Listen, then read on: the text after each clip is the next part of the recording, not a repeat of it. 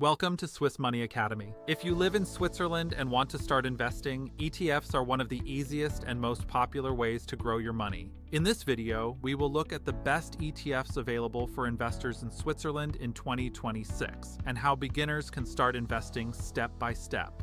What is an ETF? ETF stands for Exchange Traded Fund. An ETF is a fund that holds many different stocks. Instead of buying a single company, you invest in hundreds or even thousands of companies at once. This makes ETFs one of the simplest ways to diversify your portfolio. ETFs are becoming extremely popular among Swiss investors. There are three main reasons.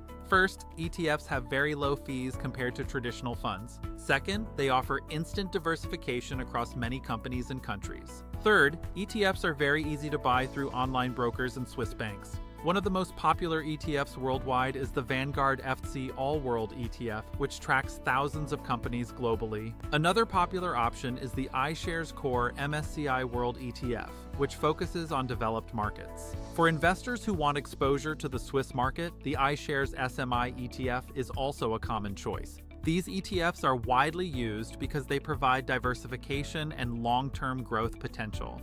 There are several platforms where Swiss investors can buy ETFs. Some of the most popular ones include Swissquote, PostFinance, and Interactive Brokers. Before choosing a platform, it is important to compare trading fees and available ETFs. Lower fees can make a big difference over the long term. One of the most important investing rules is to think long term. The market can go up and down in the short term. But historically, global markets have grown over time. Investing regularly is often more important than trying to time the market. If you want to learn more about investing in Switzerland, subscribe to Swiss Money Academy. On this channel, we explain Swiss finance and smart ways to grow your money. Thanks for watching and see you in the next video.